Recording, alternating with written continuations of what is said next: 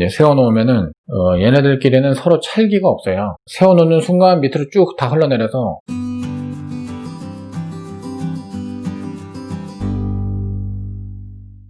안녕하십니까. 성형외과 전문의 이주학입니다. 자, 오늘은 리플링에 대해서 옛날에는 이거를 물어보시는 분들이 별로 없어요. 이제 이런 용어도 환자분들이 잘 몰랐고 지금도 사실은 환자분들이 이게 뭔지 모르셔요. 사실은. 근데 환자분들이 언급들은 많이 하셔요. 리플링이라고 하는 거는 이 단어의 뜻이 이제 물결짐이라는 뜻이에요. 자, 물이 있어야지 이제 물결이 생기겠죠.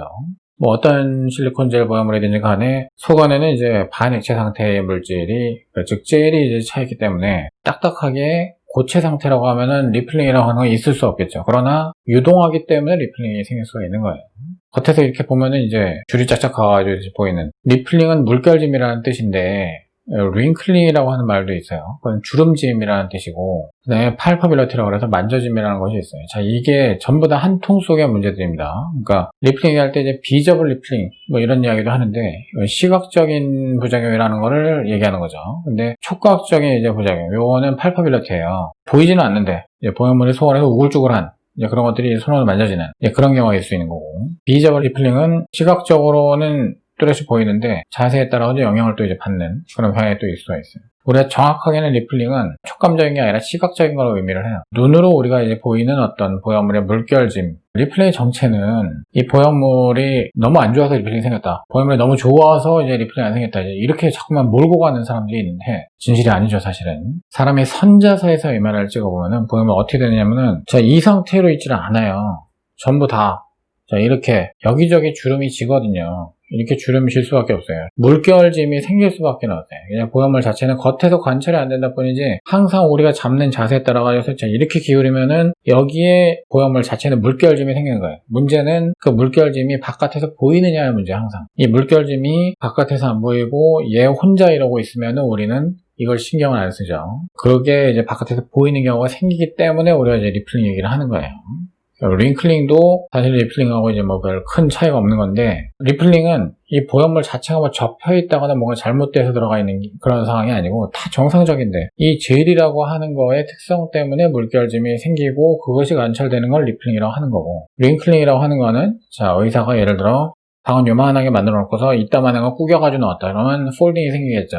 네, 이렇게 접혀가지고 들어가는 부분이 생길 수가 있어요. 또는 보형물 자체가 아주 되게 좀 넓은 거라서 가슴을 갖다가 충분히 방을 텄는데 불구하고 어딘가 구겨가지고 들어가는 경우가 있을 수가 있어요. 자, 이런 경우까지 다 포괄하는 거죠. 다 비슷하고 한 통속의 문제긴 한데 조금씩 이제 개념은 다를 수 있는 그런 부분이에요. 자, 리플링의 원인을 이제 그러니까 테베스 선생님이라고 유망 성형의 대가인데, 테베스 선생이 쓴 책에 나오는 그런 내용인데, 언더필 리플링과 트랙션 리플링 두 가지가 있다. 자, 이렇게 정리를 했어요. 그래서 언더필 리플링이라고 하는 거는 자, 보형물의 충전이 적게 돼서 생기는 리플링이다. 충전이 적게 됐다는 건 무슨 소리냐? 전체의 어떤 그 틀이 있으면은 그 틀 속에 들어갈 수 있는 게 이제 예를 들어 이제 물 300cc가 들어가는 용량이다 얘는. 그러면 300을 딱 채울 수도 있고, 299를 넣을 수도 있고, 295를 넣을 수도 있고, 310을 넣을 수도 있고 그러겠죠. 자, 보형물에 들어가는 내용물이 원래의 이제 그 틀보다 많으면 많을수록 얘는 더 동그래지겠죠. 축구공 모양으로 가겠죠. 이제 적으면 적을수록 틀 자체의 형태를 복원을 못하는 이제 그런 이제 모양으로 이제 가겠죠. 그래서 충전율이라고 하는 거는 틀 자체가 이제 만들어져 있는 볼륨, 그거만큼을 갖다 이제 채우는 거를 이제 100으로 놨을 때 얼만큼 이제 거기에서 이제 깎느냐, 더 플러스 하느냐, 마이너스 하느냐, 이제 이런 부분이라고 봐야 되는데, 식염수백에서는 이 언더필 리플링이 굉장히 중요했어요. 실리콘 계열 보형물에 와서는 언더필 리플링은 중요성이 많이 떨어졌죠. 왜냐면은 식염수백은 이제 점점점 자꾸만 이제 새어나가는 경향이 있어요. 그리고 물이 나가면 나갈수록 껍데기가 더 많이 쭈그러질 거예요. 막 반이 나갔다 이러면은 엄청 쭈그러지겠죠. 자, 그래서 식염수백은 이제 파열이 없이 단지 누수만으로도 이제 그런 어마어마한 리플링, 되게 쭈글쭈글하게 생길 수가 있었던 거죠. 자, 트랙션 리플링은 뭐냐? 어떤 보형물에서 생길 수 있는 건데, 환자 살이 이제 얇은데 얇은 외피 조직에 달라붙은 피막을 갖다가 얘네들이 잡아당기는 거야. 무게 때문에 생긴 거야. 이 보형물의 이제 무게가 가만히 생각해보면은, 자, 이게 300cm, 300g이라고 칩시다. 그럼 아래 3분의 1에 100g, 중간에 100g, 위쪽에 100g 있겠죠. 그러면 보형물의 이제 그 위쪽에 있는 이제 젤을 갖다가 얘네들이 지네들 무게를 못 이기고 아래쪽으로 이제 떨어질 수밖에 없죠. 당연히 이렇게 되는 거예요. 그 정도는 보형물마다 좀 틀려요.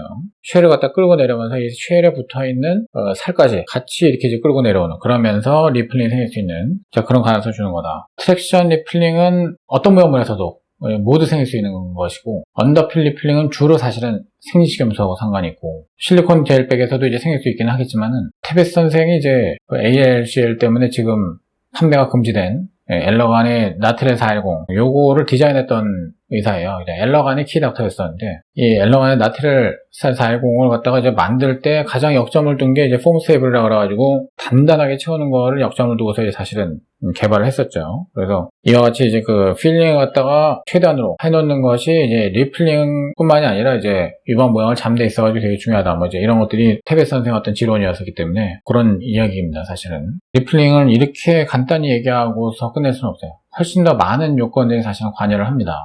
충전율에 대해서 조금 더 얘기를 해드리면은, 충전율은 보형물의 틀과 내용물 사이의 비율인데, 자꾸 이제 많은 의사들이 이 문제를 너무 단순하게만 얘기를 하려고 하니까 이런 문제가 생기는데, 충전율이 100%면은 리플링이 안 생기느냐, 충전율 100%가 아니면은 리플링이 반드시 생기느냐, 질문에 대해서 제대로 대답하는 의사가 사실 없을 거예요. 왜냐면은 물결짐은 충전율에 상관없이 다 생길 수가 있어요. 충전율 100%라고 해도 생길 수가 있어요. 그림으로 설명하겠는데, 이거는 단순히 충전율만으로 얘기할 수 있는 게 아니라 쉘의 강도와 두께, 쉘이 얼마나 단단하냐, 그 다음에 젤이 얼마나 유동성이 있느냐, 젤 자체의 성상이 어떠냐, 뭐 젤의 밀도가 어떠냐, 이런 것들하고 다 관계가 있거든요. 그 실리콘 보형물에는 1962년도에 처음에 미국에서 생산이 되고 난 이후에 다우코닝에서 이제 2세대, 3세대 계속 이제 만들어냈다고 했었죠. 2세대 실리콘 젤이라고 하는 게 지금 보시는 것과 같이 이제 이런 모양이에요. 실리콘이라고 하는 거는 이제 폴리디메틸 실록산이라고 하는 굉장히 긴 사슬 구조를 가지고 있는 분자들로 이루어져 있는 건데, 이 분자 하나하나가 굉장히 긴 거예요. 그 긴 분자들이 이제 실처럼, 그러니까 실을 갖다 쭉 이렇게 다 주머니 속에 넣어둔 것처럼 이제 이렇게 있다라고 하면은, 이 체인 분자들은 다 자기들 멋대로 움직일 거예요. 자, 물처럼 어떻게 뭐 이제 흐르는 이제 그런 느낌이겠죠. 이런 거를 채워놓으면은 이거는 보면 촉감은 무지하게 좋겠죠. 왜냐면은 유동성이 되게 좋고 찰랑거리거든요. 이게 물이나 다름없이. 자, 이렇게 이제 실리콘 모양을 만들었더니 타열이 딱 되니까 어떻게 되냐, 물처럼 쭉 흘러나오는 거죠. 전혀 속 안에서 얘네들이 모양을 붙잡고 있지도 못하고, 보형물을 세워놓으면은 얘네들끼리는 서로 찰기가 없어요. 세워놓는 순간 밑으로 쭉 다 흘러내려서 모양이 찌부가 이렇게 되어버린다는 거죠. 그래서 이제 2세대 실리콘은 조금 만들어지다가 마른 거죠. 이렇게 만들면 안 되겠구나. 바로 3세대로 이제 넘어간 거고. 그렇게 이제 3세대, 4세대 이제 보형물은 교차 결합을 시켰다고 그랬잖아요. 그래서 이런 사슬 모양의 어떤 실리콘 분자 구조들 사이에 교차 결합도 갖다 사다리 만들듯이 그렇게 이제 해놔가지고서는 찰기를 가지게 해놓은 거죠. 세워놨을 때에도 사슬 구조들이 어느 정도 그 모양을 유지하고 있는 거예요. 완전히 무너지지 않게 하고 어느 정도 안 무너지고서 이제 그 자기 모양을 이제 유지할 수 있게끔. 완전히 이렇게 돼 있기는 어렵죠. 완전히 이렇게 돼 있으려고 그러면 얘는 실리콘 젤이어서는 안 돼. 완전히 그냥 고체 덩어리여야 하죠. 근데 이제 어쨌든 3세대, 4세대 보형물들은 그와 같이 이제 교차 결합을 함으로 인해 가지고 모양을 버텨주고 파열이 난다고 하더라도 젤이 줄줄 흘러나가지는 않게끔 그렇게 이제 만들어 놨다라고 하는 점이고요. 5세대 실리콘은 더더욱 강한 교차 결합을 만든 거죠. 그래서 보듯이 이거 완전히 촘촘하게 교차 결합하다 다 해버려가지고서는 실리콘 젤이 칼로 이렇게 베도 얘네들이 이제 털어도 이제 안 떨어지는 그 정도로 찰기가 강해가지고 서로 다 꽉 붙잡고 있게끔. 대표적인 게 이제 스타일 410인데 엘러간에. 자, 세워놓으면 이거 보시죠. 이렇게 했을 때나 이렇게 했을 때나 별 차이가 없는 거예요, 이게. 물론 어느 정도는 주저앉죠. 하지만 교차 결합이 그만큼 촘촘하게 되어 있기 때문에 젤이 굉장히 스테이블하다, 굉장히 안정적이다, 이제 모양을 유지한다 라고 하는 점이 특징이라고 할 수가 있죠. 그래서 폼 스테이빌리티라고 이렇게 형태 안정력이라고 하는데, 이런 젤의 형태 안정력에 따라 가지고서도 리플링의 여부가 달라져요. 계획적으로 체중 감량을 하고 팻을 줄이고 이제 피하 지방량 갖다가 막 떨어뜨리는 분들이 많이 있어요.